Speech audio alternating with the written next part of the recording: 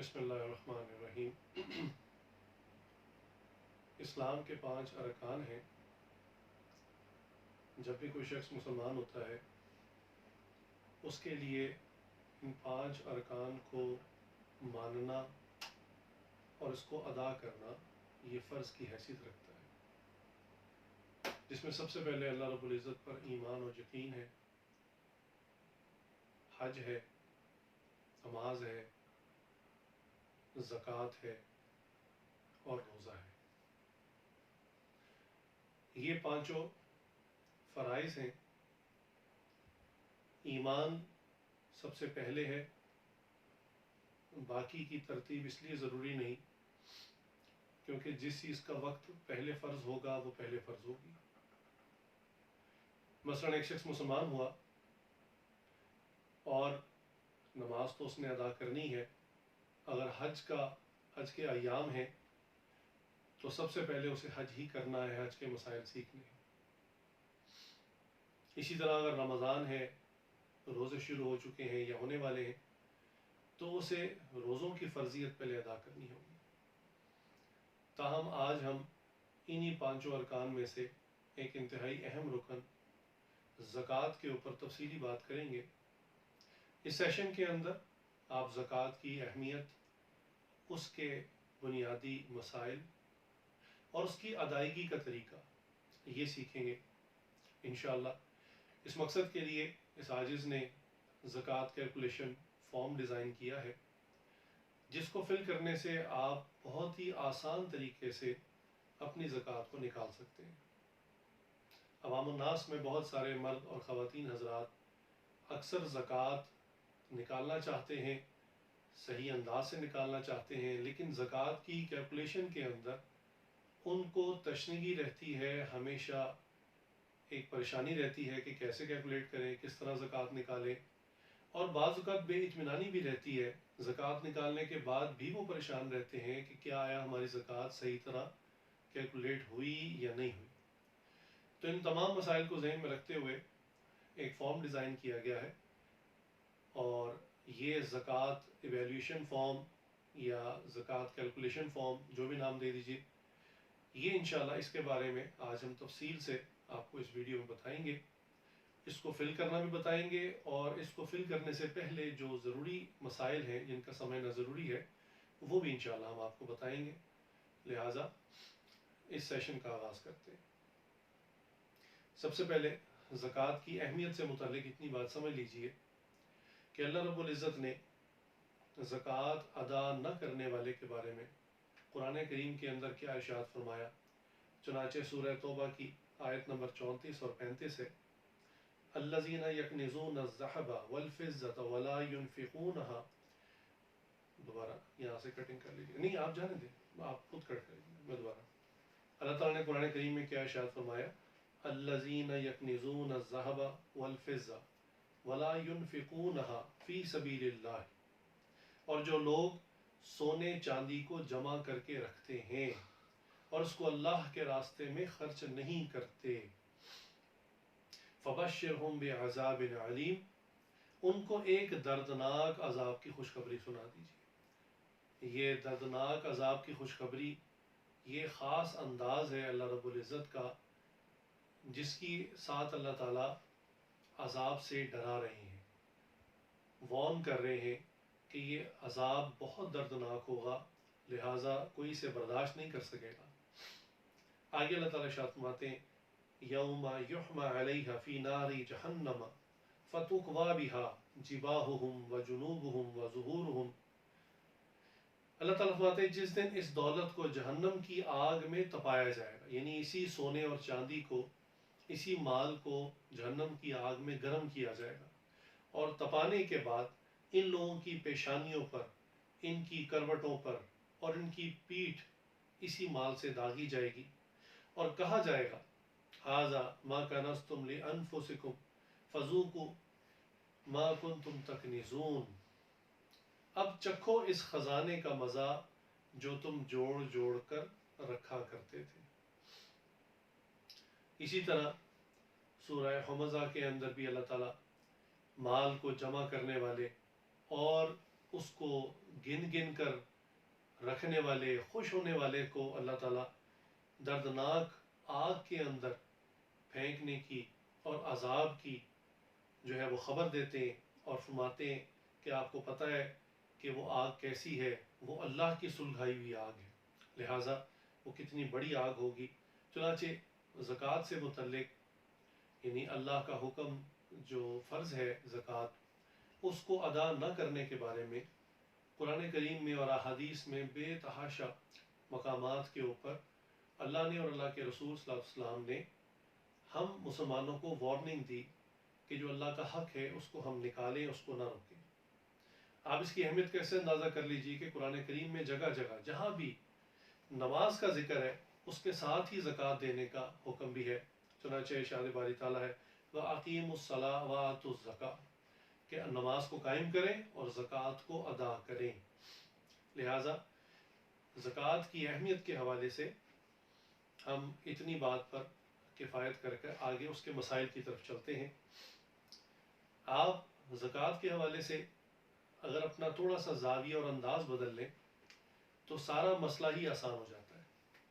لیکن بعض لوگ زکوٰۃ کو ایک بوجھ، ایک ٹیکس سمجھ کے اپنے اوپر ایک ذمہ داری اور بوجھ اور تنگی محسوس کرتے ہیں، جس کی وجہ سے زکوٰۃ نکالنا ان کے لیے مشکل ہو جاتی ہے۔ اگر اس کے اندر انسان کی سوچ کا زاویہ بدل جائے تو انسان انتہائی خوش ہو کر زکوٰۃ کو نکالے، ادا کرے۔ اور وہ زاویہ کیا ہے؟ یاد رکھیں کہ زکوٰۃ کا نکالنا یہ انسان کے اللہ پر اور اللہ کے وعدوں پر ایمان رکھنے کی نشانی ہے۔ کیسے؟ انسان کی عقل اور انسان کی آنکھ یہ کہتی ہے کہ جب انسان زکوٰۃ نکالتا ہے تو مال کم ہو جاتا ہے، عقل کہتی ہے کہ مال کم ہو جاتا ہے، لیکن اللہ اور اللہ کے حبیب صلی اللہ علیہ وسلم نے فرمایا کہ زکوٰۃ یہ مال کی میل کچیل تھی، یہ دور ہو گئی، اب جو باقی مال ہے وہ سب کا سب آپ کے لیے پاکیزہ ہو کے بابرکت بن گیا۔ لہٰذا کتنی بڑی بات ہے کہ مال کی گند کو اور اس کی میل کچیل کو دور کر دیا جائے اور باقی مال ہمارے لیے پاکیزہ اور حلال ہو جائے، اور حلال مال میں ہی برکت ہوا کرتی ہے۔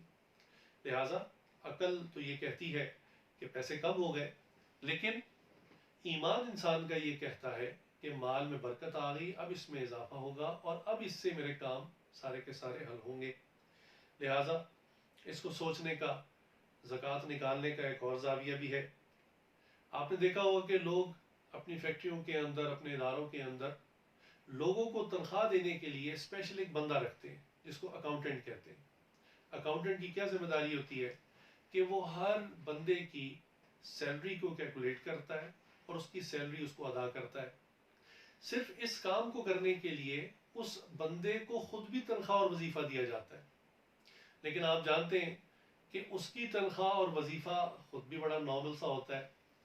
آپ بتائیے کہ دنیا میں کوئی ایسا باس بھی ہے جو دوسروں کو سیلری دینے کے لیے صرف 2.5% سیلری دینے کے لیے خود دینے والے اکاؤنٹنٹ کو 97.5% سیلری پے کرے؟ کوئی ایسا باس ہے دنیا کے اندر کہ جو کہے کہ بھی میرے بندوں کو آپ 2.5% دے دیں اور باقی جو 97.5% ہے یہ آپ کا انعام ہے، آپ کا ریوارڈ ہے، آپ کی سیلری ہے؟ لہٰذا دنیا کے اندر کوئی ایسا باس نہیں ہے اور کوئی ایسا مالک نہیں ہے۔ یہ صرف دو جہانوں کے بادشاہ، دونوں جہانوں کے مالک ہیں جن کا اتنا ظرف ہے، جو فرماتے ہیں کہ اپنے مال میں سے جو میرا ہی دیا ہوا ہے، رزق آسمانوں سے آتا ہے، اللہ کا دیا ہوا ہے، گاہک اللہ بھیجتے ہیں، اور اس کے باوجود فرماتے ہیں کہ صرف 2.5%، 40واں حصہ میرے بندوں میں تقسیم کر دو، تو باقی 97.5% یہ تمہارا انعام ہے، تمہارا ریوارڈ ہے، تم اسے رکھ لو۔ چنانچہ مال کے اندر برکت اللہ ڈالتے ہیں، مال کے اندر نفع نقصان سب اللہ کی جانب سے ہوتا ہے۔ یہاں میں ایک واقعہ سنا کر بات کو آگے لے کر چلتا ہوں۔ میرے جو اسپریچول ٹیچر ہیں، میرے جو شیخ ہیں، انہوں نے اپنا ایک واقعہ سنایا۔ وہ ادارہ تعمیر کرنے کے لیے مختلف کچھ نہ کچھ کام وغیرہ کرتے رہتے ہیں تاکہ ادارے کی جو ہے اخراجات، ضروریات پوری ہوتی رہے۔ لہٰذا انہوں نے ایگریکلچر کا کام شروع کیا۔ تو ایک مرتبہ انہوں نے ٹماٹر کی فصل کاشت کی۔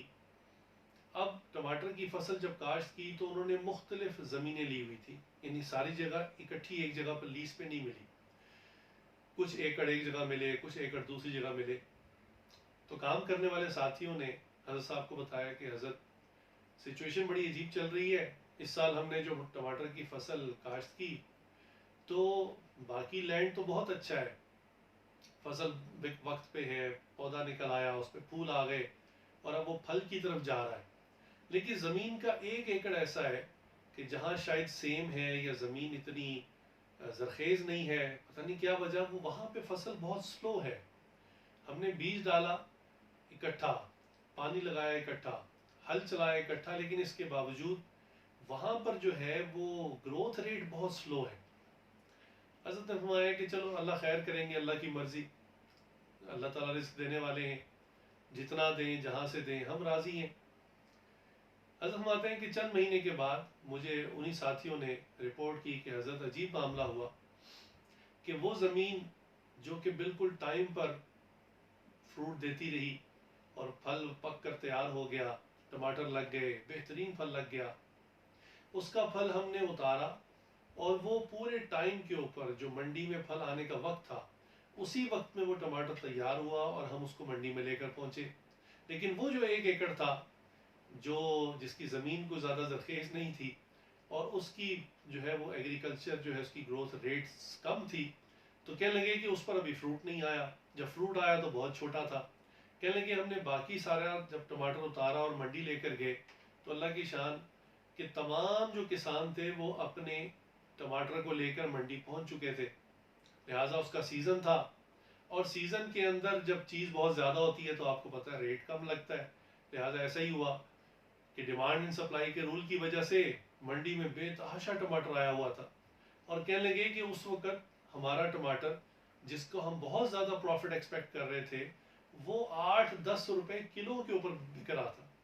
تو کہنے لگے ہم ساتھیوں کے تو منہ لٹک گئے کہ شاید اس سال تو فصل کے جو ہم نے جو پیسے لگائے تھے وہ بھی پتہ نہیں واپس آئیں گے یا نہیں. لیکن کہنے لگے اللہ کی شان، کوئی 1-1.5-2 مہینے کے بعد وہ جو سلو زمین تھی اس کی فصل سے جب ٹماٹر پک کر تیار ہوا اور اس کی فصل کا ٹماٹر ہم بیچنے کے لیے منڈی پہنچے تو سیزن آؤٹ ہو چکا تھا، چونکہ یہ سلو تھی گروتھ اور منڈی کے اندر اب ٹماٹر نہیں تھا، لہٰذا ڈیمانڈ بہت ہائی تھی اور ٹماٹر موجود نہیں تھا. لہٰذا رزلٹ کیا ہوا کہ وہ ٹماٹر ہمارا 70-80 روپے کلو کے حساب سے بک گیا. تو حضرت صاحب نے مثال بتائی اور فرمایا کہ دیکھو اللہ تعالیٰ کی شان ہے، اللہ کی ذات ہے دینے والی. جس فصل کے اوپر بہت زیادہ امید تھی کہ بہت زیادہ منافع دے گی وہ فصل جو ہے وہ عام اونے پونے داموں میں بک گئی، اور جس فصل کے بارے میں نا امیدی ہو چکی تھی اور خیال یہ تھا کہ اس فصل سے ہمیں نقصان ہوگا، اللہ تعالیٰ نے اس میں سے اتنا منافع دیا کہ اس نے اپنا منافع بھی نکالا اور باقی جو نقصان ہو چکا تھا فصل سے وہ بھی سب پورا کر دیا. سبحان اللہ. تو اللہ تعالیٰ کی ذات ہے کہ جب آدمی اپنے مال کی زکوٰۃ وقت پر ادا کرتا ہے تو اللہ تعالیٰ اس طرح سے برکت عطا فرما دیتے ہیں، انسان کو وہاں سے رزق دیتے ہیں جہاں سے اسے گمان بھی نہیں ہوتا. زکوٰۃ کے مسائل کچھ سمجھنا ضروری ہے اس سے پہلے کہ ہم زکوٰۃ کیلکولیشن فارم کی طرف جائیں. چنانچہ چند بنیادی چیزوں کا سمجھنا انتہائی ضروری ہے. یہ یاد رکھیں کہ زکوٰۃ لینے اور دینے کے اعتبار سے 3 گروہ بنتے ہیں. سب سے پہلا تو گروہ وہ ہے کہ جو زکوٰۃ اپنے اموال میں سے نکالے گا. اس کو شریعت کے اندر ایک لفظ دیا گیا صاحب نصاب. نصاب کتنا ہوتا ہے وہ بھی ہم آگے انشاءاللہ آپ کو بتائیں گے، لہٰذا یہ لفظ یاد کر لیجیے کہ جو شخص بھی شریعت کے اندر صاحب نصاب ہوگا وہ زکوٰۃ نکالے گا، یعنی اس کے اوپر اپنے مال میں سے زکوٰۃ نکالنا فرض ہے، واجب ہے، لازم ہے. لہٰذا صاحب نصاب کون ہوتا ہے شریعت کے اندر؟ جس شخص کے پاس 7.5 تولے سونا ہو یا اس سے زائد، یا 52.5 تولے چاندی ہو، اتنا ہو یا اس سے زائد، یا ان کے برابر نہیں، نہ ان کے پاس سونا ہے نہ چاندی ہے لیکن اسی کے برابر، اس کی ویلیو کے برابر اس کے پاس رقم ہے، کیش ہے، یا اس کے پاس اتنا ہی سامان تجارت ہے، تو یہ بندہ شریعت کے اندر صاحب نصاب کہلائے گا.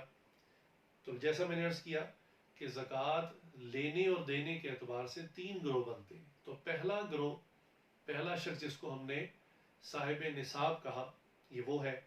دوسرا جس کو مفلس کا نام دے رہے ہیں، मुफलिस वो शख्स कि जिसके पास कुछ भी नहीं है, माल नहीं है, असबाब नहीं है, और ये ज़कात लेने का शरन मुस्तहिक है, ये ज़कात ले सकता है।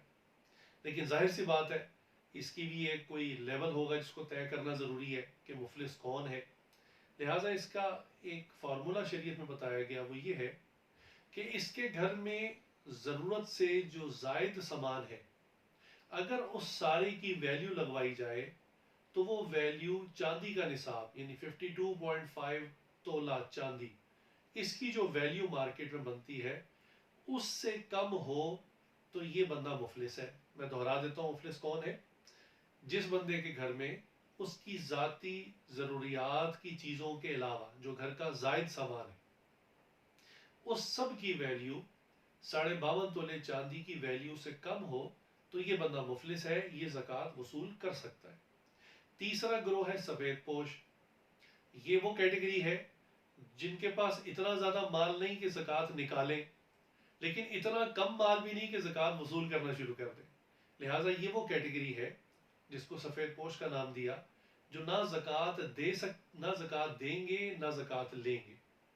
चुनांचे इनके लिए भी एक मेयार शरीयत ने मुकर्रर किया, और वो यही कि इनके घर में जो रोज़मर्रा की ज़रूरत का सामान है उससे जो जायद सामान इनके पास है घर के अंदर, उसकी वैल्यू 52.5 तोले चांदी की कीमत से ज़्यादा हो तो ये बंदा सफ़ेद पोश की कैटेगरी में आ जाएगा।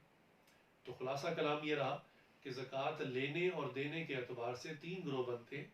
सबसे पहला ग्रोह साहिब निसाब, ये वो बंदा है जिस पर ज़कात निकालना फ़र्ज़ है, ये ज़कात निकालेगा अपने माल की, उसकी कैलकुलेशन और डिटेल हम आगे करेंगे इंशाल्लाह। और एक जिसको हमने मुफलिस का नाम दिया, ये वो बंदा है जिसके पास घर का जायद सामान 52.5 तोले चांदी से कम है, ये ज़कात ले सकता है, ये वाकई एलिजिबल है शरन ज़कात लेने के लिए, जायज़ है इसके ऊपर। और तीसरे को हमने सफ़ेद पोश का नाम दे दिया, और वो इसलिए दिया कि ना इसके पास इतना ज़्यादा माल है कि ज़कात निकालेगा और ना इतना कम माल है कि ज़कात लेगा, लिहाजा इसके लिए ज़कात लेना बिल्कुल जायज़ नहीं है, और ना ही ऐसे शख्स को ज़कात देना जायज़ है। क्योंकि ये चीज़ें आगे काम आएंगी कैलकुलेशन के अंदर और ज़कात की अदायगी के अंदर, इसलिए इस बात को अच्छी तरह समझ लीजिए। अब कुछ इस्तिलाहात हैं जिसका समझना इंतहाई ज़रूरी। ज़रूरत से ज़ायद सामान की क्या तारीफ़ है? देखिए, हर शख्स ने घर में जो सामान रखा होता है वो कहता है मेरे लिए ज़रूरत की चीज़ है, चाहे वो 10 साल में एक दफ़ा इस्तेमाल हो या ज़िंदगी में एक बार भी इस्तेमाल हो, आखिर उसने ख़रीद के घर में रखी हुई है, वो तो समझता है कि मेरी ज़रूरत की चीज़ है, ज़ायद नहीं है। लेकिन शरीयत ने इसके लिए एक मेयार मुकर्रर किया, वो मेयार अगर समझ लें तो बात आगे बढ़ाना आसान हो जाएगी। देखिए, हर बंदे का रहन सहन अलग होता है, हर बंदे का एक लाइफ स्टाइल होता है, हर शख्स अपने अंदाज से रह रहा होता है। ताहम एक वो चीज़ है जो रोज़ उसकी ज़िंदगी में इस्तेमाल हो रही है, जैसे रोज़ाना इस्तेमाल होने वाले बर्तन हैं, रोज़ाना इस्तेमाल होने वाले कपड़े हैं, रोज़ाना इस्तेमाल होने वाले जूते हैं, या चंद एक ऐसे बर्तन जो ख़ास मेहमानों के लिए रखे होते हैं, जो आए दिन इस्तेमाल होते ही रहते हैं। बाज़ लोगों के घर में मेहमानों की आमद बहुत कसरत से होती है, उनको बर्तन बहुत ज़्यादा रखने पड़ते हैं, ये सब भी ज़रूरत के अंदर आता है। लेकिन हर बंदे के यहाँ ये मामला नहीं होता। कई लोगों के यहाँ मेहमानों का आना बहुत कम होता है, लेकिन बर्तन उन्होंने बहुत कीमती और बहुत ज़्यादा रखे होते हैं, गोया वो साल में बमुश्किल 1 आध 2 मरतबा ही इस्तेमाल होते हैं। तो घर की जो ज़रूरत से ज़ायद चीज़ें हैं वो ये हैं जो आम रोज़मर्रा की ज़िंदगी में इस्तेमाल नहीं होती। इसके अलावा जो डेकोरेशन से ताल्लुक़ रखने वाली चीज़ें, घर के अंदर डेकोरेशन पीसेस रखे हुए हैं, ऐसे ऑर्नामेंट्स रखे हुए हैं, शीशे के बने हुए बर्तन रखे हुए हैं, या जानवरों की बनी हुई मूर्तियाँ रखी हुई हैं, वो रखना जायज़ नहीं, वो एक अलग मसला है। लेकिन एक्सपेंसिव ऐसे डेकोरेशन पीसेस रखे हुए हैं कि जिनको रखने की वजह से ये सब का सब सामान ज़रूरत से ज़ायद है, इसको इवेल्युएट किया जाएगा। या फिर लग्जरी की चीज़ें जो लग्जरीज के अंदर इस्तेमाल होती हैं, जो ज़रूरत से ज़ायद शुमार होती हैं। ताहम इतनी बात समझ लेने से उम्मीद है आप बात समझ जाएंगे कि ज़रूरत से ज़ायद सामान क्या होता है। इसके आगे एक मसला आता है कि ज़कात की तारीख़ क्या होती है। तारीख़ के हवाले से बहुत ही ज़्यादा लोगों को मिसअंडरस्टैंडिंग होती है, गलती लग जाती है। तो तारीख़ के हवाले से कुछ बुनियादी चीज़ें समझ लें, इंतहाई ज़रूरी है। सबसे पहली चीज़ ये कि आपकी ज़कात की तारीख़ क्या है, आप किस तारीख़ को ज़कात एवेल्युएट करेंगे। سب سے پہلے اس کو سمجھیں. تو دیکھیں جس تاریخ کو زندگی میں پہلی مرتبہ انسان صاحب مال بنا تھا وہی تاریخ اصل میں اس کی زکوٰۃ کی تاریخ ہے. وہ تاریخ جب سال میں دوبارہ لوٹ کر آئے گی تو وہی تاریخ اس کے لیے زکوٰۃ کی تاریخ ہوگی. اس کو خود سے متعین نہیں کیا جاتا. اب اس کی مختلف صورتیں آپ کے سامنے بطور مثال پیش کر دیتا ہوں کہ زندگی میں انسان پہلی مرتبہ صاحب مال کب ہوتا ہے. دیکھیے مختلف میں ایگزامپلس دے دیتا ہوں. جیسے کوئی لڑکا پڑھ رہا تھا، اسٹوڈنٹ تھا، اس نے جاب اپلائی کی اور اس کو سیلری ملی. جو پہلی سیلری اس کو ملی وہ اتنی زیادہ تھی کہ جس کی وجہ سے وہ نصاب کو کراس کر گیا. نصاب کا لفظ جو بار بار آ رہا ہے یاد رکھیے گا، یہاں نصاب سے مراد چاندی کا نصاب ہے، یعنی 52.5 تولے چاندی کی جو ویلیو ہے. آج جب میں یہ ویڈیو ریکارڈ کروا رہا ہوں تو اس وقت اس کی ویلیو 47,000 ہے. 52.5 تولے چاندی کی ویلیو 47,000 ہے. تو بالفرض کسی نوجوان کو 50,000 روپے کی نوکری یا 1 لاکھ روپے کی نوکری مل گئی تو جس دن اس کے ہاتھ میں وہ سیلری آئی تو یہ نصاب کو کراس کر گیا. یہ اس تاریخ کو یاد رکھ لے. سال گزرنے کے بعد جب دوبارہ یہ تاریخ آئے گی تو اسی تاریخ کو اس نے زکوٰۃ کیلکولیٹ کرنی ہے. یہی اس کی تاریخ ہے. اسی طرح ایک نوجوان تھا، مفلس تھا، اس کو وراثت میں بہت سارا مال اچانک مل گیا. اس کے والد کا انتقال ہوا یا والد نے جائیداد جو ہے اس کو اولاد میں تقسیم کر دیا تو اس کو وراثت میں بہت کچھ مل گیا. تو جس تاریخ کو یہ مال اس کی ملکیت میں آیا اس دن یہ صاحب نصاب ہوا. اسی تاریخ کو آئندہ سال یہ اپنی زکوٰۃ کیلکولیٹ کرے گا. اسی طرح ایک کاروبار کے اندر باپ اور بیٹا اکٹھے بزنس کر رہے تھے، جوائنٹ بزنس تھا، لیکن انہوں نے ڈیسائیڈ کیا کہ اب ہمیں اپنے اکاؤنٹس الگ کر لینے چاہیے، غلہ الگ کر لینا چاہیے. لہٰذا جس دن انہوں نے غلہ الگ کیا اور باپ نے بیٹے کو اتنا مال دے دیا کہ بیٹا یہ آپ کا ہے اور اس سے اب آپ اپنا بزنس کیجئے، تو اب جب بچہ اس مال کا مالک بنا تو یہی تاریخ جب سال بعد لوٹ کر آئے گی تو یہ اپنی زکوٰۃ اسی تاریخ کو ادا کرے گا. اور ایک اور مثال کہ جیسے بچی ہے، لڑکی ہے، ماں باپ نے اس کی شادی کی تو شادی کے دن اس کا سارا زیور اس کو ہینڈ اوور کیا اور بہت سارے تحفے تحائف بھی رشتہ داروں نے دیے اور کیش بھی دیا، نقدی بھی دی. لہٰذا اس دن اس لڑکی کو اتنا مال مل گیا کہ وہ نصاب کو کراس کر گئی. لہٰذا وہ بھی اپنی اس شادی کی اس تاریخ کو یاد رکھ لے اور اسی تاریخ کو اس نے آئندہ سال اپنی زکوٰۃ کو کیلکولیٹ کرنا ہے. تو یہ چند مثالیں تھیں تاریخ کے حوالے سے جو لوگ اکثر کویشچن کرتے ہیں کہ ہم کس تاریخ کو زکوٰۃ اپنی کیلکولیٹ کریں. اس کا اصل شرعن طریقہ تو یہی ہے جو آپ کو بتایا کہ یہ تاریخ خود طے نہیں کی جاتی، یہ ہو جاتی ہے. جس دن انسان صاحب نصاب ہوا اسی دن یہ تاریخ آٹومیٹکلی فکس اینڈ لاک ہو جاتی ہے. لیکن اکثر ایسا دیکھنے میں آیا کہ نوجوان بچے بچیاں مسائل چونکہ نہیں سیکھتے اور مال آ جاتا ہے، خرچ بھی کرتے رہتے ہیں. جب تھوڑا شعور ڈیولپ ہوتا ہے اور ان کو خیال آتا ہے کہ ہمارے اوپر زکوٰۃ بنتی ہے، لہٰذا اس وقت وہ سوچنا شروع کرتے ہیں اور اس وقت ان کو خیال آتا ہے کہ ہماری تاریخ کیا تھی. لہٰذا اگر کسی کی ایسی سچویشن ہے کہ اس کو اپنی اصل تاریخ یاد نہیں ہے تو وہ پھر اپنے لیے کوئی تاریخ خود مقرر کر لے. تاریخ سال کے کسی بھی مہینے میں مقرر کی جا سکتی ہے، کوئی ضروری نہیں ہے کہ کوئی خاص مہینہ ہی ہو. تاہم اس کو اسلامی مہینے کے اعتبار سے رکھنا ضروری ہے، انگلش کیلنڈر کے حساب سے نہ رکھیں. اکثر لوگ اسلامی مہینے کے اندر رمضان مبارک کو پسند کرتے ہیں، اچھی بات ہے. اس کی ایک وجہ تو یہ ہے کہ رمضان مبارک کے مہینے میں اللہ تعالیٰ فرائض کا ثواب بڑھا کر 70 گنا کر دیتے ہیں، اس سے بھی زیادہ کر دیتے ہیں. جو جتنے اخلاص سے اللہ کے لیے جتنی محبت سے عمل کرتا ہے اللہ اس کے لیے اتنا بڑھا دیتے ہیں. چنانچہ جب اس فرض کو بھی رمضان مبارک میں ادا کیا جائے گا تو ایک تو اس فرضیت کی ادائیگی کا ثواب ملے گا اور رمضان مبارک میں جو 70 سے ملٹیپلیکیشن فیکٹر ہے وہ بھی ایڈ ہو جائے گا. اس لیے لوگ اس فضیلت کو حاصل کرنے کے لیے رمضان مبارک کی تاریخ طے کرتے ہیں اور یہ بالکل مناسب ہے. کسی نے اگر خود کوئی تاریخ رکھنی ہے تو بہتر ہے کہ وہ رمضان مبارک کی تاریخ رکھ لے.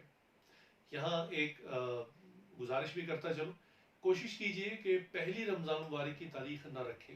اس کی وجہ ہے کہ پہلے روزے پر بہت زیادہ انسان کی اپنے باڈی میں کافی چینج آتا ہے روزے کی وجہ سے، گھر دفتر کے ٹائمنگ میں اور بہت سارے معاملات میں تبدیلی آتی ہے.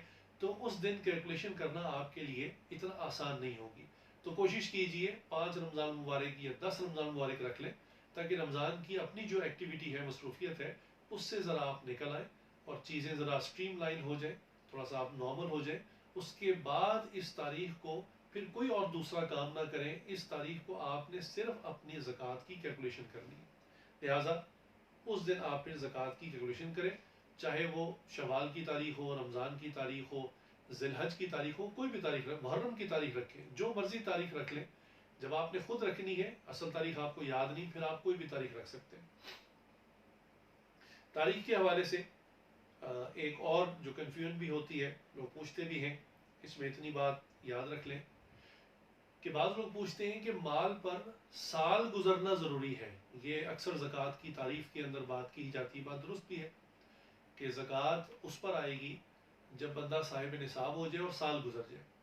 تو اکثر کمانے والے لوگ یہ چیز پوچھتے ہیں کہ بھی یہ تو بڑا مشکل ہے، سال بھر میں تو بہت ساری ٹرانزیکشنز ہوتی ہیں، بہت انسان کو منافع ملتے ہیں، کیا ہر منافع کے ساتھ اس تاریخ کو نوٹ کریں کہ یہ منافع مجھے اس تاریخ کو ہوا، یہ منافع اس تاریخ کو ہوا؟ تو ایک اکاؤنٹنٹ یعنی اکاؤنٹنگ جاننے والے صاحب تھے، سینئر اکاؤنٹنٹ تھے، تو انہوں نے اس عاجز سے سوال کیا کہ بھی یہ تو بڑا مشکل کام ہے.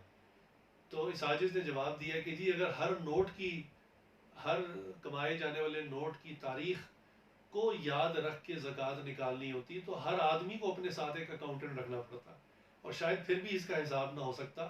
اللہ نے اس کو آسان کر دیا. یاد رکھیں کہ سال گزرنا اس شخص کے لیے ہے جس کی زندگی میں پہلی مرتبہ زکوٰۃ فرض ہو رہی ہے، لیکن جس کی ایک مرتبہ زکوٰۃ فرض ہو گئی، اب اس کو سال کے دوران کوئی پریشانی نہیں. سال میں کئی دفعہ مال آیا، کئی دفعہ گیا، اس کا کوئی اعتبار نہیں، کوئی مسئلہ نہیں.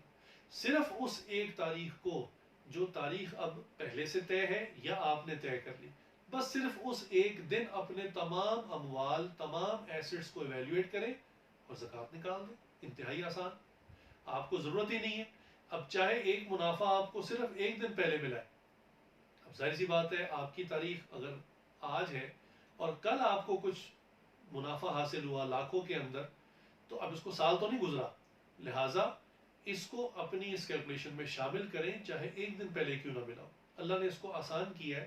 ایک تاریخ مقرر کرنے کا یہ فائدہ ہے کہ آپ کو ہر نوٹ کی الگ الگ ٹرانزیکشن ڈیٹ یاد نہیں رکھنی پڑے گی، نہ ہی کہ اس کا ریکارڈ رکھنا پڑے گا. بس اپنی ایک تاریخ کو تمام ایسٹس کی جو آپ کی ملکیت میں آج ہیں اس کو کیلکولیٹ کریں اور زکوٰۃ نکال دیں.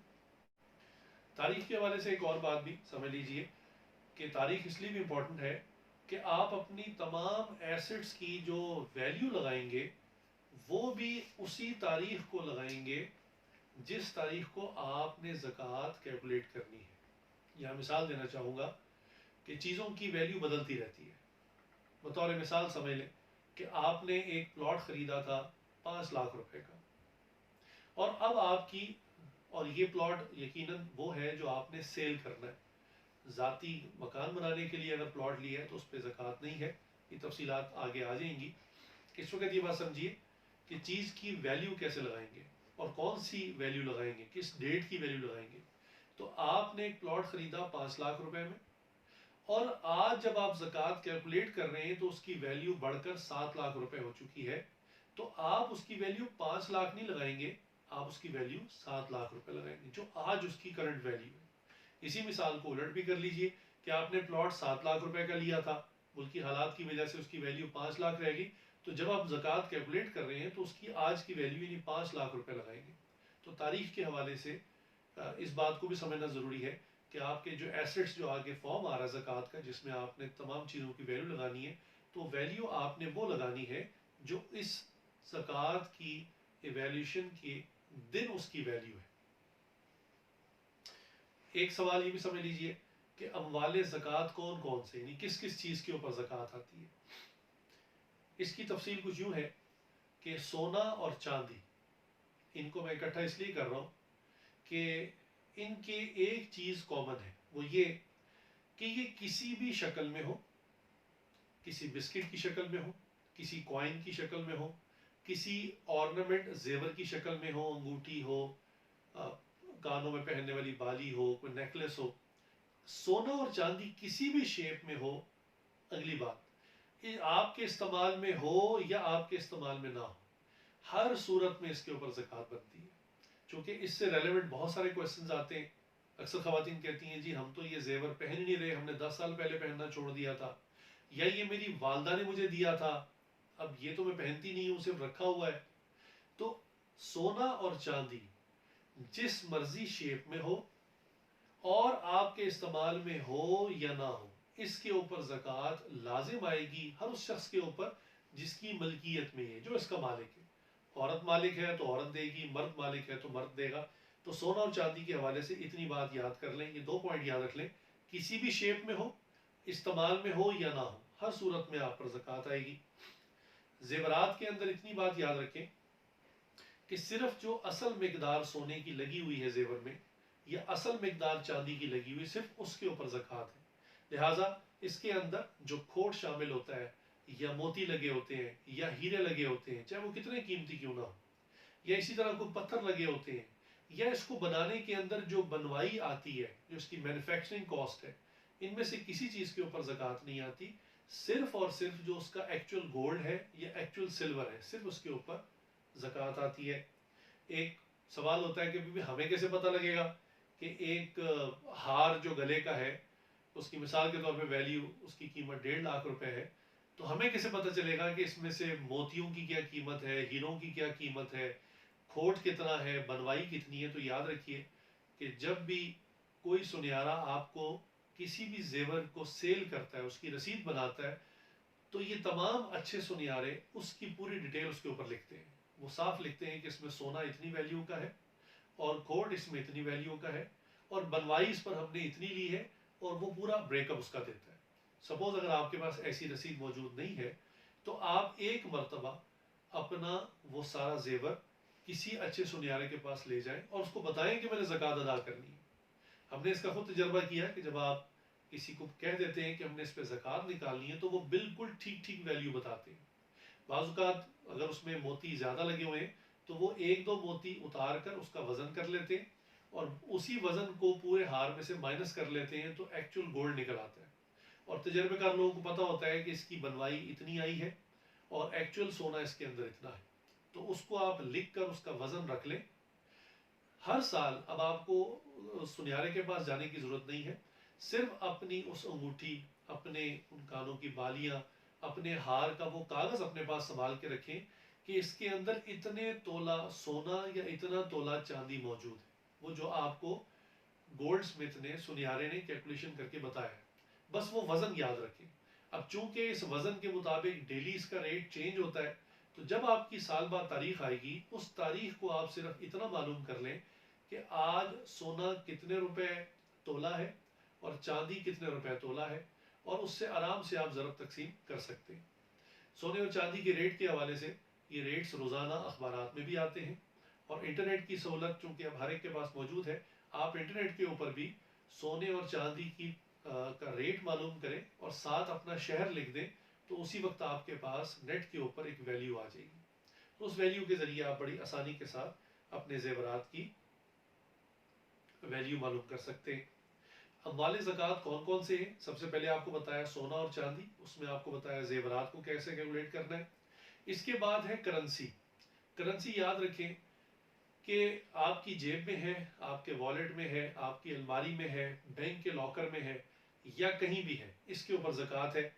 اس کے اوپر بھی یاد رکھیں کہ یہ نقدی کسی بھی شکل میں ہو، سکے کی شکل میں ہو، انٹرنیشنل کرنسی کی شکل میں ہو، کسی پرائز بانڈ کی شکل میں ہو، انویسٹمنٹ سرٹیفکیٹ کی شکل میں ہو، کسی بھی شکل میں ہو، کالنگ کارڈز کی شکل میں ہو، تو اس کے اوپر زکوٰۃ ہے۔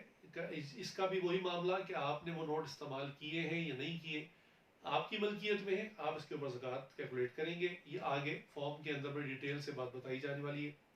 اس کے بعد آ جاتی ہے مال تجارت۔ مال تجارت یوں سمجھیں کہ ہر وہ چیز جو کاروبار کی نیت سے انسان بیچتا خریدتا ہے، اس کو مال تجارت کہا جاتا ہے۔ وہ ہر شخص کی مختلف ہوتی ہے۔ ظاہر سی بات ہے، جو لوگ گاڑیوں کا کاروبار کرتے ہیں ان کے لیے گاڑی مال تجارت ہے، جو موٹر سائیکل کا کرتے ہیں ان کے لیے موٹر سائیکل مال تجارت ہے، جو زیورات کا کرتے ہیں ان کے لیے سونا چاندی، یہ ان کے لیے مال تجارت ہے، جو بیکری کا کام کرتا ہے اس کے لیے یہ جو بیکری کی پروڈکٹس ہوتی ہیں یہ مال تجارت ہے۔ یہ ہر شخص کا مختلف ہوتا ہے، اور اس کی ویلیو لگانا بھی بہت آسان ہے۔ چنانچہ جب آپ کی ڈیٹ آ جائے تو آپ اس فارم کو فل کرتے وقت اس کی ویلیو لگا سکتے ہیں. اس میں اتنی بات یاد رکھیں کہ کچھ مال تیار ہوتا ہے جس کو ہم فنش پروڈکٹ کہتے ہیں، جو بالکل گاہک کے سامنے بکنے کے لیے تیار ہوتا ہے یا پیکنگ میں آ چکا ہوتا ہے، وہ بھی زکوٰۃ کی ویلیوشن میں آئے گا. اور جو را فارم میں ہوتا ہے، جو گودام میں مال پڑا ہوا ہے، وہ بھی جو اس کی ویلیو ہے وہ بھی زکوٰۃ کیلکولیشن فارم کے اندر آپ اس کو فل کریں گے.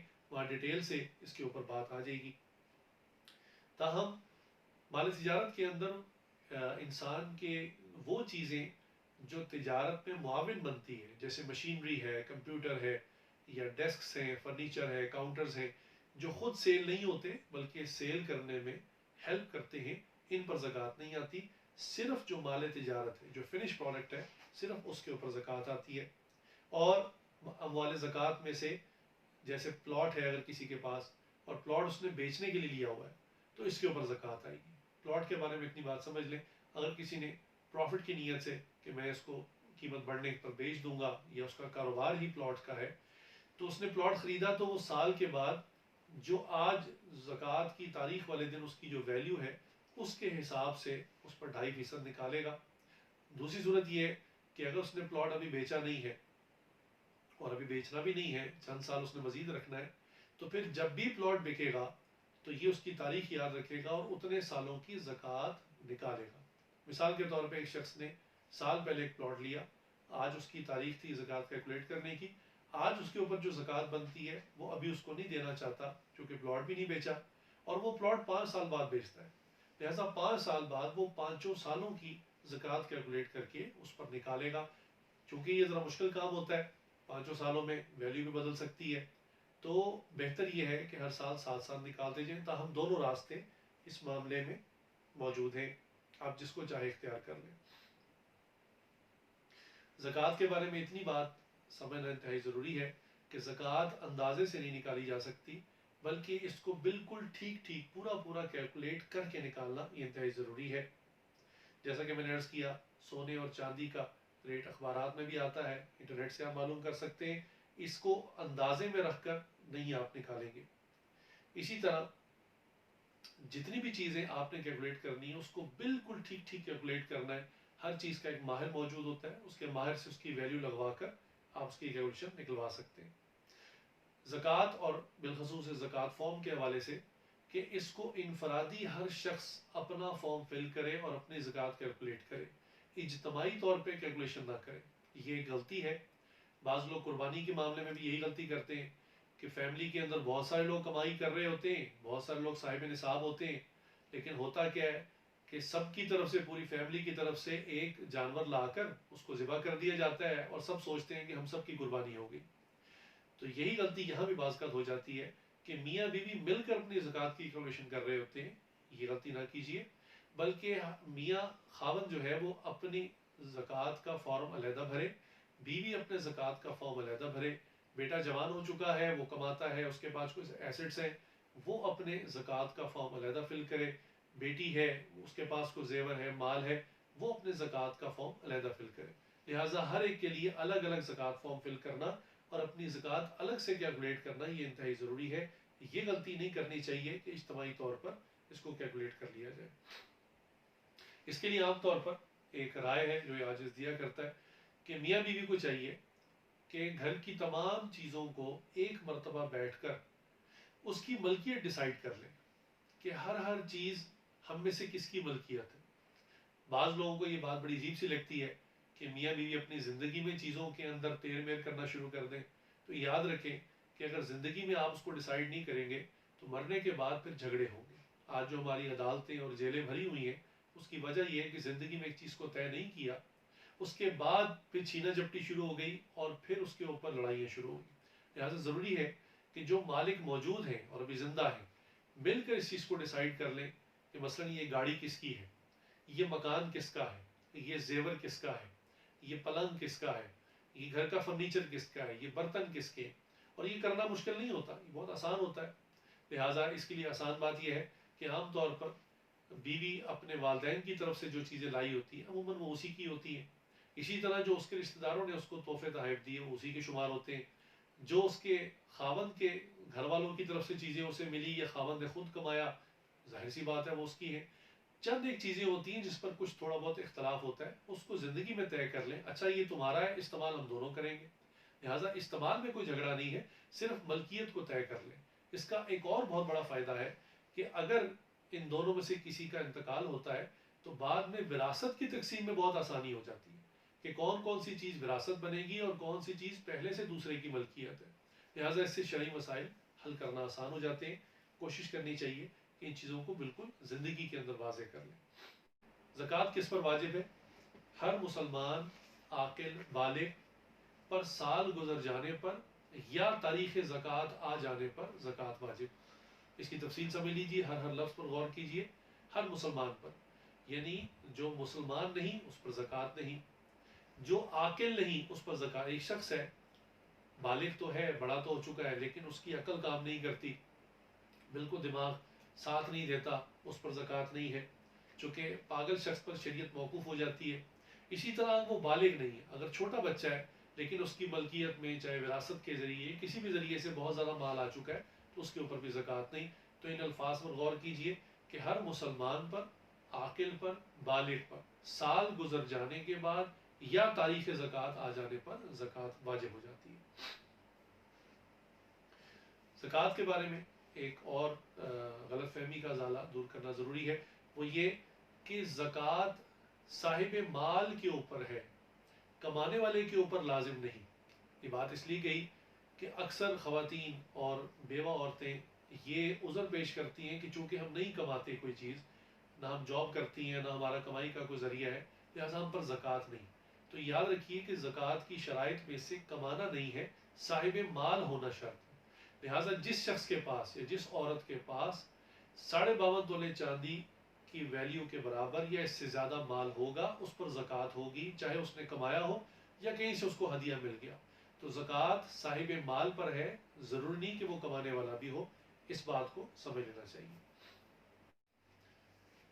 بسم اللہ الرحمن الرحیم. جی اب آتے ہیں ہم زکوٰۃ ایویلیوشن فارم کی طرف یا زکوٰۃ کیلکولیشن فارم کی طرف. یہ فارم جو ساجد نے ڈیزائن کیا ہے, اگر آپ اس کو بالکل ٹھیک ٹھیک بھریں گے اور اس میں جو معلومات ہے بالکل آپ صحیح درج کریں گے تو انشاءاللہ آپ کی بالکل ٹھیک ٹھیک زکوٰۃ نکل آئے گی. سب سے پہلی بات یہ سمجھ لیں کہ اکاؤنٹنگ کے اندر جو سب سے آسان ترین اکاؤنٹ کا فارمولہ ہے وہ یہ ہے کہ انسان ایک طرف اپنی ساری انکم رکھ لے, دوسری طرف سارے اپنے ایکسپنسز رکھ دے, اور اس کو انکم کے ٹوٹل کو ایکسپنسز کے ٹوٹل سے مائنس کر دے تو ڈفرینس نکل آتا ہے. یہ سب سے آسان ترین اکاؤنٹس کا فارمولہ ہے, دنیا بھر کے جو سمپل بزنس مین ہیں وہ اس کو استعمال کرتے ہیں.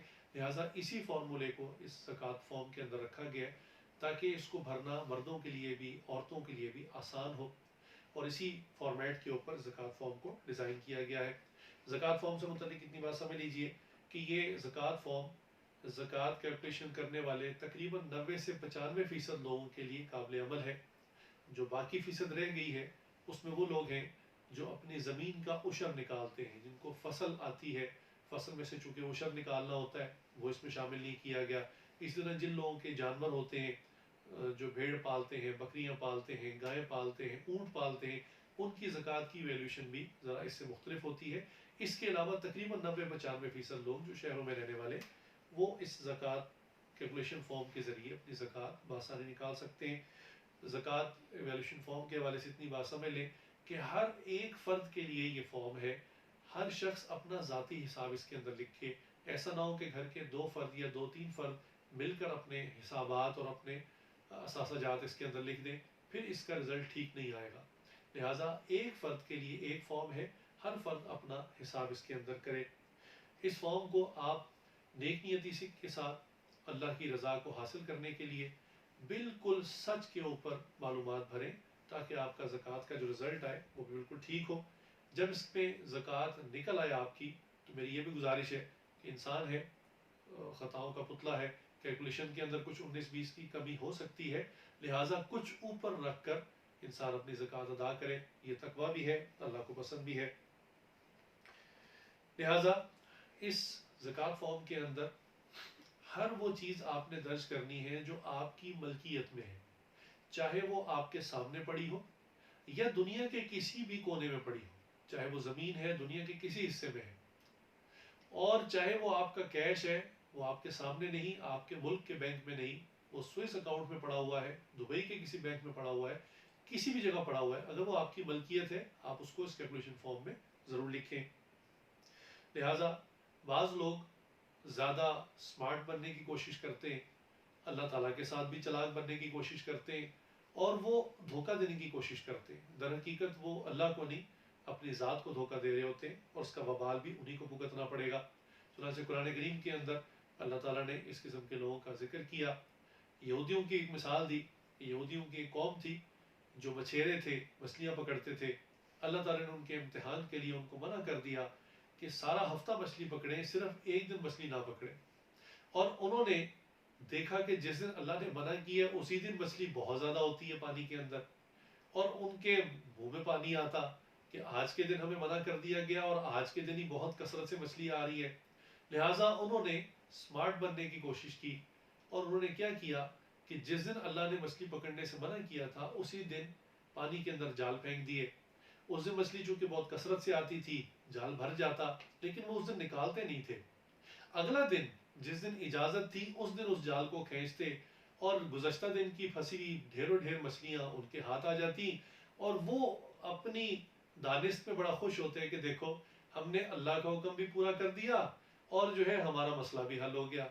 لہٰذا ایسے موقع پر کسی شاعر نے کیا خوب کہا ہے کہ ہم دو کشتی کے سوار ہوتے ہیں، ہم چاہتے ہیں کہ ادھر بھی معاملہ ٹھیک رہے، ادھر بھی معاملہ ٹھیک رہے، اور دونوں معاملوں کو ہم خراب کر بیٹھتے ہیں۔ چنانچہ کسی شاعر نے یوں کہا ہے، گنگا کا اشنان بھی کیا، بیت اللہ کا طواف بھی، گنگا کا اشنان بھی کیا، بیت اللہ کا طواف بھی، راضی رہے رب بھی، خوش رہے شیطان بھی۔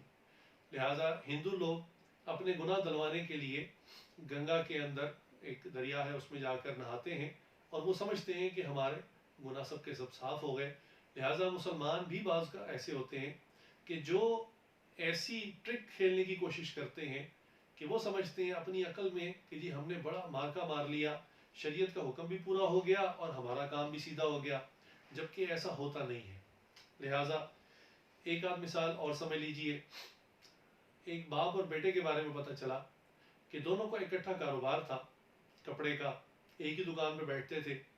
باپ مارکیٹ سے جا کر ہول سیل میں کپڑا خرید کر لاتا 200 روپے کا، اور بیٹے کو آ کے کہتا کہ بھی تم مجھ سے خرید لو، حالانکہ اکٹھے بزنس کر رہے تھے، اور بیٹا کہتا ہاں جی میں نے 300 میں خرید لیا۔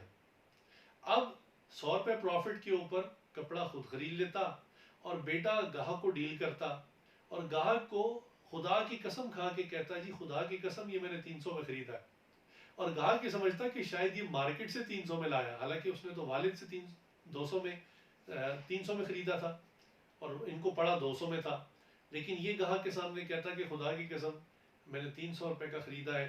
لہٰذا گاہک جو ہے اس کی قسم پر اعتماد کر کے مہنگا کپڑا خرید لیتا۔ لہٰذا اس قسم کی جو چلاکیاں ہیں یہ دنیا میں تو چل جاتی انسانوں کے ساتھ، اللہ کی بارگاہ میں نہیں چلتی۔ اسی طرح ایک میاں بیوی کے بارے میں پتہ چلا کہ سال بھر زیور بیوی کے پاس رہتا، سال پورا ہونے سے پہلے وہ خاوند سے کہتی کہ میں نے سارا زیور آپ کو ہدیہ کر دیا، لہٰذا سال پورا ہونے سے پہلے پہلے وہ ساری ملکیت زیور کی خاوند کو بنا دیتی، اور سال گزرنے سے پہلے پہلے خاوند جو ہے وہ اپنی سارے زیور کو واپس بیوی کی ملکیت میں کر دیتا۔ لہٰذا وہ سارا سال اسی طرح سے زیور کو ٹاس کرتے رہتے، سال پورا ہونے سے پہلے وہ کہتی آپ کی ملکیت، اگلے سال وہ کہتا آپ کی ملکیت، اور ان کی عقل میں یہ تھا کہ شاید اس طرح ہم زکوٰۃ سے بچ گئے۔ لہٰذا اس قسم کے معاملات کرنے سے انسان شریعت کے احکامات سے بچ نہیں سکتا، اور در حقیقت انسان اپنے آپ کو ہی دھوکہ دیتا ہے، کسی اور کو دھوکہ نہیں دیتا۔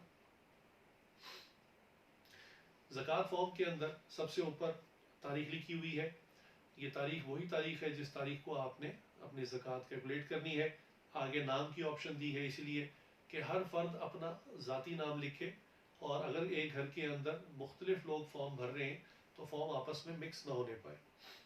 اس کے بعد جو رائٹ سائڈ پر ایک کالم بنا ہوا ہے اس کے اوپر ہیڈنگ ہے قابل زکوٰۃ اموال و اثاثہ جات، یعنی یہ آپ کی وہ چیزیں ہیں جن کے اوپر زکوٰۃ لگے گی، یہ آپ کے اثاثہ جات ہیں، آپ کے اموال ہیں۔ نمبر 1 کے اوپر لکھا ہوا ہے سونا، جیسے کہ پہلے بھی مسائل کے سیکشن میں تفصیل سے بتایا کہ سونا کسی بھی شکل میں ہو، چاہے بسکٹ کی شکل میں ہو، کوائن کی شکل میں ہو، کسی زیور کی شکل میں ہو، تار کی شکل میں ہو، جو بھی شیپ ہو، اور دوسرا وہ آپ کے استعمال میں ہو یا نہ ہو، بس آپ کی ملکیت میں ہو، تو اس کے اوپر زکوٰۃ آتی ہے۔ لہٰذا آپ اس سونے کی ویلیو آگے لکھیں گے۔ مثال کے طور پہ اس کے گرامیج یا اس کے تولہ آپ کو معلوم ہوں گے، اور روزانہ اخبارات کے اندر تولے کی قیمت آ رہی ہوتی ہے، ورنہ آپ انٹرنیٹ سے روزانہ کی قیمت لے سکتے ہیں۔ اس سے ضرب دے کر آپ آرام سے اس کے آگے اپنے سونے کی جو وزن کی قیمت ہے اس کو آپ لکھیں گے۔ نمبر 2 کے اوپر چاندی کا اسی طرح حساب کریں گے۔ چاندی آج کل چونکہ کم استعمال ہوتی ہے، لیکن بہرحال اس کا طریقہ کار بالکل یہی ہے، اس کی بھی ویلیو آ رہی ہوتی ہے، آپ اس کی ویلیو نکال کر آرام سے اس کو کیلکولیٹ کر سکتے ہیں۔ نمبر 3 کے اوپر ہے نقدی۔ نقدی سے مراد کیش ہے۔ اب یہ کیش کہیں بھی ہو، آپ کی جیب میں ہو، آپ کے ہاتھ میں ہو، آپ کے بٹوے میں ہو، گھر میں ہو، دکان میں ہو، بینک میں ہو، لاکر میں ہو، کسی بھی جگہ، دنیا کے کسی بھی کونے میں کسی حصے میں ہو، تو یہ آپ کی ملکیت ہے۔ اس سارے کیش کو آپ کیلکولیٹ کر کے لکھ لیں۔ نمبر 4 کے اوپر دوبارہ آپ دیکھیں گے نقدی کا لفظ نظر آئے گا۔ یہ نقدی وہ ہے جو آپ نے اپنے مستقبل کے کسی استعمال کے لیے جمع کر کے رکھی ہوئی ہے، جسے آپ یوز نہیں کرتے، اور جس چیز کو انسان یوز نہیں کرتا اس کے ذہن میں ہوتا ہے کہ یہ تو میرے فلاں مقصد کے لیے ہے اور اس کو تو میں استعمال نہیں کر رہا، اس میں زکوٰۃ کیوں دوں؟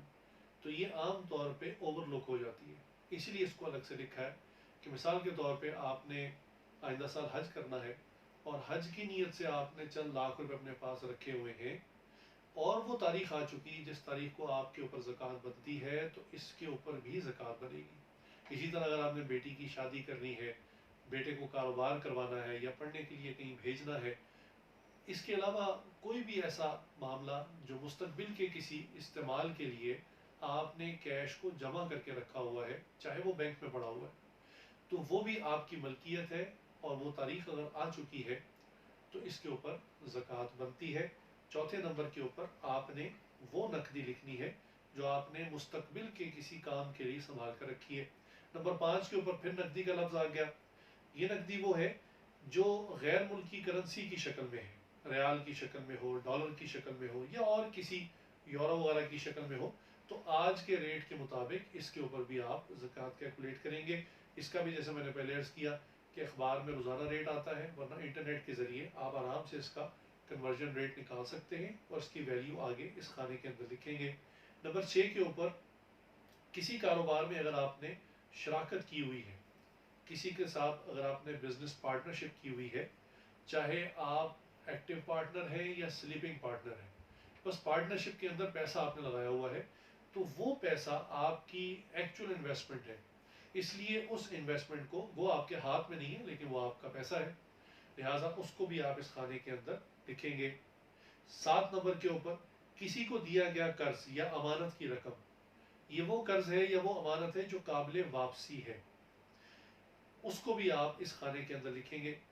ایسی رقم جو ناقابل واپسی ہو، جس کی امید ختم ہو گئی ہو، مثلا کسی نے آپ سے قرض لیا، اس کے بعد وہ کہیں غائب ہو گیا، روپوش ہو گیا، اور اس کی واپسی کی امید ہی ختم ہو گئی ہے، تو اس کے اوپر زکوٰۃ نہیں بنتی۔ لیکن اگر آپ نے کسی کو جو ہے وہ قرض دیا یا اس کو امانت کی کوئی رقم دی، تو یہ آپ کی ملکیت ہے، یہ آپ کو واپس آئے گی، لہٰذا اس رقم کو یہاں لکھ دیں۔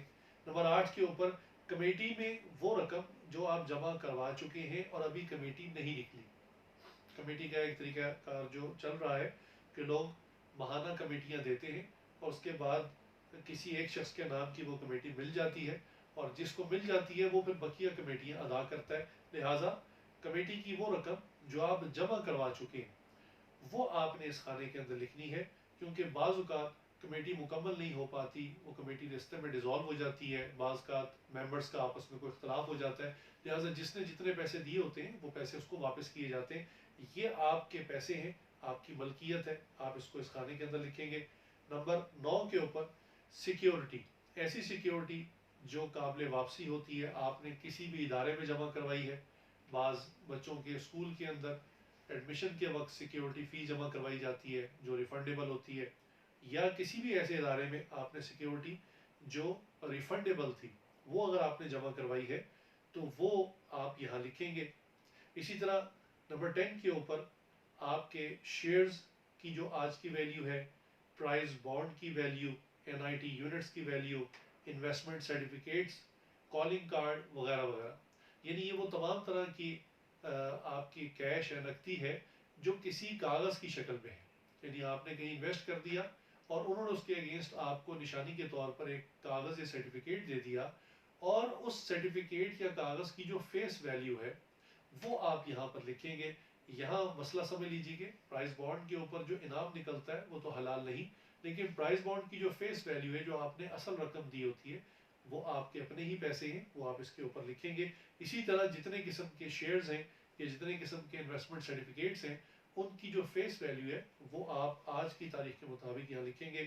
نمبر 11 کے اوپر وصول شدہ پروویڈنٹ فنڈ، اس کی رقم، پروویڈنٹ فنڈ جو ہے اس کے بارے میں مسائل الگ ہیں، تاہم یہاں وہ رقم ہے جو آپ کو پروویڈنٹ فنڈ کے طور پر مل چکی ہے.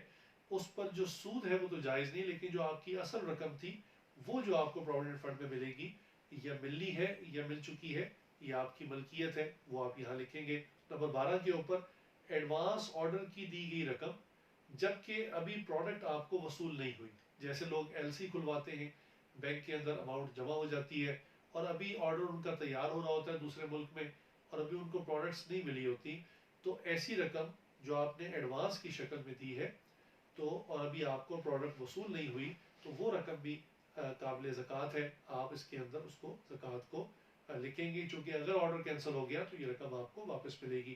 اسی طرح نمبر 13 کے اوپر انشورنس، تکافل یا بیمہ پالیسی وغیرہ میں جو آپ رقم جمع کروا چکے ہیں، وہ رقم بھی ساری آپ کی اپنی اصل رقم ہے، اس رقم کو بھی آپ اس میں لکھیں گے. نمبر 14 کے اوپر سامان تجارت، گودام کا سٹاک اور خام مال کا آج کا ریٹ. یہ یاد رکھیے گا، جیسے میں نے پہلے بھی عرض کیا اس کے مسائل کے اندر، کہ جو مال تجارت ہے اس کی دو شکلیں، ایک تو فنش پروڈکٹ ہے جو بالکل سیل ہونے کے لیے تیار ہے، آپ کے شو روم میں ہے یا آپ کے شوکیس کے اندر ہے، پیکنگ کے اندر چلی گئی ہے، اس کی ویلیو. اور جو اس کا را مٹیریل ہے، اس کی مثال سمجھنے کے لیے ایک آسان مثال یوں ہے کہ بالفرض کسی شخص کا کی بیکری ہے، مٹھائیوں کا اس کا کاروبار ہے، تو اس کی وہ مٹھائی جو شیلف میں بکنے کے لیے آ چکی ہے اس کی ویلیو، اور گودام میں اس کے پاس جو میدا، چینی، آٹا، شیرہ اور دوسری چیزیں اس کے پاس پڑی ہوئی ہیں، ان کی جو ویلیو ہے وہ سب کیلکولیٹ کر کے اس کھانے کے اندر آپ لکھیں گے.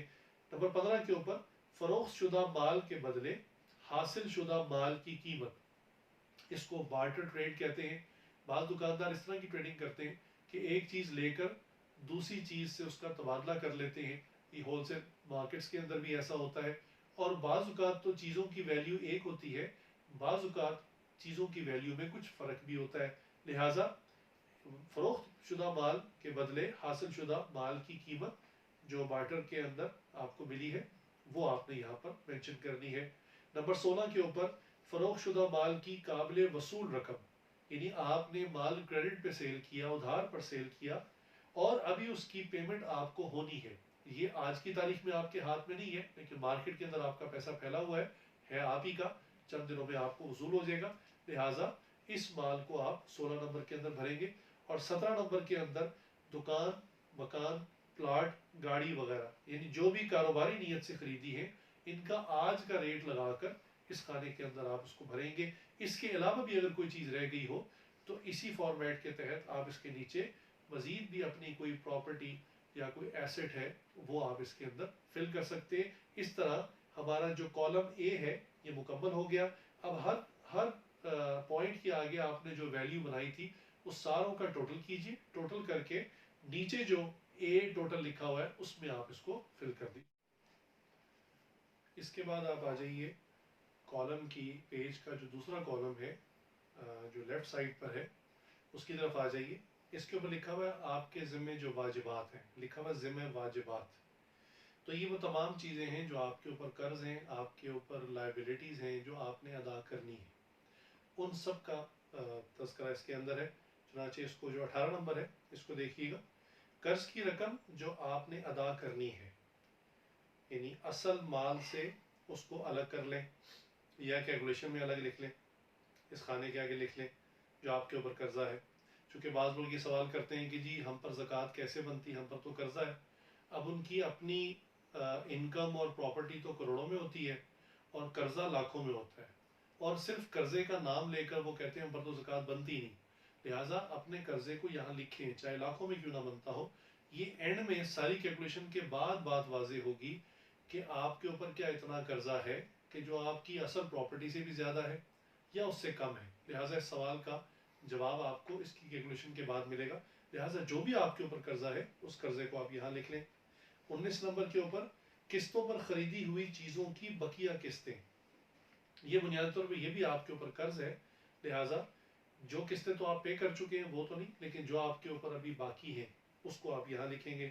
20ویں نمبر کے اوپر ادھار پر خریدی ہوئی چیزوں کی بقیہ رقم. کوئی چیز اگر آپ نے کریڈٹ کے اوپر پرچیز کی ہے تو اس کی جو ریمیننگ اماؤنٹ ہے یہ بھی آپ کے اوپر قرضہ ہے، اس کو یہاں لکھ دیجئے. اسی طرح 21ویں نمبر کے اوپر بیوی کا حق مہر جو ابھی ادا کرنا ہے، یہاں آپ نے اس حق مہر کی اماؤنٹ لکھنی ہے جو آپ نے پے نہیں کیا. یاد رکھیے گا کہ حق مہر کے اندر حدیث مبارکہ میں آیا کہ سب سے بہترین حق مہر وہ ہے جو جلد ادا کر دیا جائے. لہٰذا یہ انسان کے اوپر اپنی بیوی کا ہی قرض ہوتا ہے اور آخرت میں اس کا حساب ہوگا. دنیا میں اگر انسان اگر اس سے لاپرواہی کرتا رہے یا سستی برتتا رہے تو یہ معاف نہیں ہوتا، آخرت میں اس کا حساب دینا پڑے گا. کوشش کرنی چاہیے حق مہر جلد از جلد ادا کر دیا جائے. تاہم یہاں پر اس کی رقم لکھنی چاہیے. 22ویں نمبر کے اوپر نکلی ہوئی کمیٹی کی بقیہ قسطیں. آپ کی کمیٹی نکل آئی تھی، آپ کمیٹی لے چکے ہیں، اب جو ریمیننگ قسطیں وہ آپ کے اوپر قرضہ ہے وہ آپ اس جگہ پر لکھیں. 23ویں نمبر کے اوپر گزشتہ سالوں کی زکوٰۃ جو ابھی تک ادا نہیں کی. بالفرض کوئی شخص پہلی مرتبہ یہ فارم فل کر رہا ہے اور اس پر پچھلے سالوں کی بھی کوئی زکوٰۃ رہتی ہے اور پینڈنگ زکوٰۃ ہے، اس کو معلوم ہے، تو وہ اس فارم کے اندر اس کو فل کرے اور زکوٰۃ کو بھی یہاں لکھے. 24ویں نمبر کے اوپر بجلی کا واجب الادا بل، وہ جو آپ نے اس منتھ پے کرنا ہے اور آپ کے اوپر واجب ہو چکا ہے، آپ کے اوپر قرض ہو چکا ہے. چونکہ ہمارے یہاں جتنے بھی بل آتے ہیں وہ یوٹیلیٹی یوز کرنے کے بعد آتے ہیں، لہٰذا یہ وہ بل ہے جس چیز کو آپ استعمال کر چکے ہیں اور اب آپ کے ذمہ واجب ہے. اسی طرح 25 نمبر کے اوپر گیس و پانی کا واجب الادا بل. 26ویں نمبر کے اوپر موبائل و ٹیلی فون کا واجب الادا بل. 27ویں نمبر کے اوپر ڈرائیور، گاڑی، مالی، ماسی، کام والے دیگر ملازمین کی واجب الادا تنخواہیں. 28ویں نمبر کے اوپر مکان کا واجب الادا کرایہ. 29ویں نمبر کے اوپر دکان کا واجب الادا کرایہ.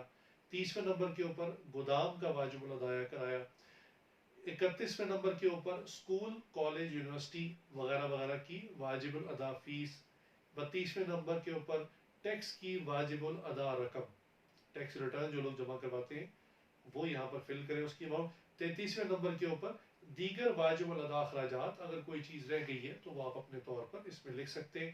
اس طرح یہ کالم بھی مکمل ہو جائے گا اور اس ساروں کے جو آپ نے رقمیں لکھی ہیں ان کا ٹوٹل کر لیجئے.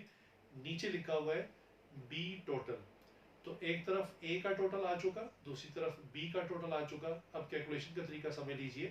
اب اے ٹوٹل سے بی ٹوٹل کو مائنس کر دیں.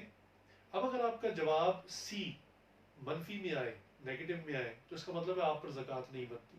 اس کا مطلب ہے آپ کی انکم اور ایسٹس کم ہے اور آپ کے اوپر لائبلٹیز اور آپ کے اوپر ادھار قرضہ جات زیادہ ہیں، لہٰذا شرعاً آپ کے اوپر زکوٰۃ نہیں بنتی اگر اس فارم کے اندر معلومات ٹھیک بھری گئی ہے.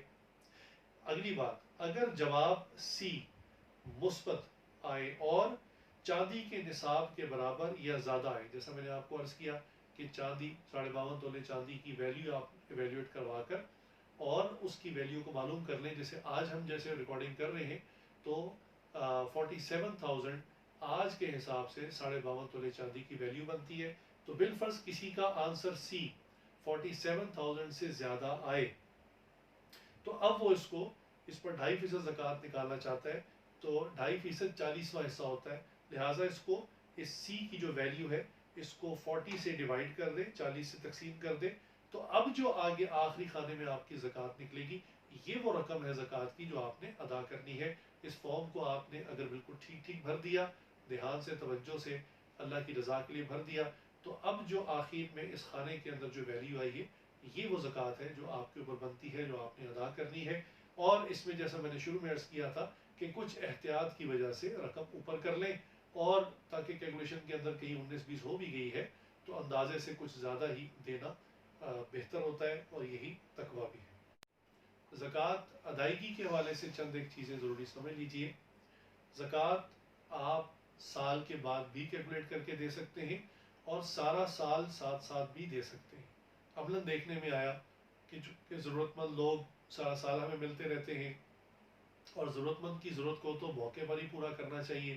اس لیے اس کا ایک آسان اور قابل عمل طریقہ یہ ہے کہ جب بھی آپ کے پاس کوئی ضرورت مند آئے اور اس پر زکوٰۃ لگتی ہو، آپ کی تحقیق مکمل ہو جائے، تو آپ اس کو اپنی زکوٰۃ جو ابھی آپ نے سال بعد کیلکولیٹ کرنی ہے، لیکن ہر شخص کو اندازہ ہوتا ہے کہ میں پچھلے کئی سال سے زکوٰۃ دے رہا ہوں تو میری اندازاً اتنی زکوٰۃ بنتی ہے، تو اس زکوٰۃ میں سے اس شخص کی مدد کر دیں اور اس زکوٰۃ کو لکھ لیں۔ اسی طرح دوبارہ ضرورت مند آئے، اس کی ضرورت کو پورا کریں، اس کو لکھ لیں، پھر ضرورت مند آئے، اس کی ضرورت کو پورا کریں، لکھ لیں، اور جب یہ آپ کی تاریخ آئے اور آپ اس زکوٰۃ کیلکولیشن فارم کے ذریعے اپنی زکوٰۃ کو کیلکولیٹ کر لیں، تو وہ جو آپ نے جتنی سال بھر میں زکوٰۃ ادا کر دی ہوئی ہے اس کے ٹوٹل کو اپنی اصل زکوٰۃ کے ساتھ میچ کریں۔ ظاہر سی بات ہے 3 صورتیں بنیں گی، یا تو بالکل برابر سرابر آپ دے چکے ہوں گے، جو کہ عموماً ہونا مشکل ہے، یا آپ اپنی جو زکوٰۃ بنتی ہوگی اس سے کم آپ نے ادا کی ہوگی، تو جو ریمیننگ اماؤنٹ ہے وہ آپ اب نکال دیں، اور اس کو آپ پھر اسی طرح سے ضرورت مندوں کو دے سکتے ہیں۔ اور تیسری صورت یہ ہوگی کہ آپ اپنی ایکچوئل زکوٰۃ سے بھی زیادہ ادا کر چکے ہیں، اب جو زائد رقم آپ دے چکے ہیں اس کو آئندہ سال کی زکوٰۃ کے اندر نوٹ کر لیں، اور وہ آئندہ سال کی زکوٰۃ کی ادائیگی میں شمار ہو جائے گی۔ زکوٰۃ ادائیگی کے اندر ایک اور بہت اہم مسئلہ اس کو سمجھ لیجئے کہ زکوٰۃ فقط مستحق ہی کو دیں۔ غیر مستحق بندے کو اگر آپ نے زکوٰۃ دے دی تو آپ کی زکوٰۃ ادا نہیں ہوگی۔ اپنی دانست میں مکمل تحقیق کریں، معلومات کریں، اسی لیے بہتر ہے کہ زکوٰۃ کو اپنے قریب والے لوگوں میں دیا جائے۔ انجانے لوگوں میں جن کو آپ جانتے بھی نہیں ہیں ان کو زکوٰۃ دینے میں یہی مسئلہ ہوتا ہے کہ تحقیق کیسے کریں۔ لہٰذا سب سے پہلے اپنے رشتہ داروں کا حق ہے، اپنے رشتہ داروں میں ایسے لوگوں کو تلاش کریں کہ جو مفلس ہیں، اور چونکہ آپ کو اپنے رشتہ داروں کے حالات سب سے بہتر معلوم ہوتے ہیں، اور یہ مفلسین بعض کا شرم کی وجہ سے دوسرے لوگوں سے سوال بھی نہیں کریں گے، لہٰذا آپ ان کو تلاش کر کے ان کو زکوٰۃ ادا کریں۔ اس کے بعد جو اپنے خادمین ہیں، ملازمین ہیں، ان کو زکوٰۃ ادا کریں، اور یہ زکوٰۃ یاد رکھیے کہ تنخواہ کے علاوہ ہوگی، تنخواہ کے طور پر زکوٰۃ کی رقم دی نہیں جا سکتی، زکوٰۃ الگ سے اس کا حق ہے، اور اس نے جو آپ کی خدمت کی ہے وہ اس کی پے ہے، سیلری ہے، وہ الگ سے اس کا حق ہے، ان کو مکس نہیں کرنا چاہیے۔ لہٰذا زکوٰۃ مستحق ہی کو دینے سے ادا ہوگی۔ زکوٰۃ دینے کے اندر آپ کیش بھی دے سکتے ہیں، اور اگر کسی شخص کے پاس کیش نہیں ہے بلکہ اس کا مال تجارت ہے تو وہ اپنے مال تجارت میں سے بھی زکوٰۃ دے سکتا ہے، چنانچہ وہ زکوٰۃ رقم کی صورت میں دے یا سامان کی شکل میں، اناج کی شکل میں، کپڑے کی شکل میں، دوائی کی شکل میں، برتن کی شکل میں، کسی بھی ایسی چیز جو اس کے قابل استعمال ہو اور اس کو مالک بنا دیا جائے، تو اس شکل میں دینے سے زکوٰۃ ادا ہو جاتی ہے۔ جیسا کہ پہلے بھی عرض کیا تھا کہ زکوٰۃ صاحب مال کے اوپر ہے، کمائی کرنا شرط نہیں ہے، تو کوئی عورت یا مرد اگر کماتے نہ ہوں لیکن صاحب مال ہو، ان کے اوپر زکوٰۃ اگر نصاب سے زیادہ ان کے پاس مال ہے تو زکوٰۃ بنتی ہے، ان کو ادا کرنی ہوگی۔ ایک سوال اکثر ہوتا ہے کہ کیا بیوہ اور یتیم کو زکوٰۃ دی جا سکتی ہے؟ تو یاد رکھیے کہ معیار بیوہ ہونا یا یتیم ہونا نہیں ہے، عین ممکن ہے کہ کوئی عورت بیوہ ہو لیکن صاحب مال ہو، اسی طرح ممکن ہے کہ کوئی شخص یتیم ہو لیکن صاحب مال ہو، لہٰذا معیار یہی دیکھنا ہے، وہ جو آپ کو شروع میں بات عرض کی تھی کہ زکوٰۃ دینے اور لینے کے اعتبار سے 3 کیٹیگریز بنتی ہیں، ایک جس کو ہم نے صاحب مال ڈکلیئر کیا، ایک کا نام ہم نے مفلس رکھا، اور ایک کا نام سفید پوش رکھا۔ اس میں صرف جو شخص مفلس ہے، جس کے بارے میں کہا گیا تھا کہ جس کے پاس گھر کے زائد سامان کی ویلیو 52.5 تولے چاندی کی ویلیو سے کم ہے، صرف اس کو زکوٰۃ دی جا سکتی ہے۔ اب اگر یہ بیوہ ہے تو اس کو دے سکتے ہیں، یتیم ہے تو اس کو دے سکتے ہیں۔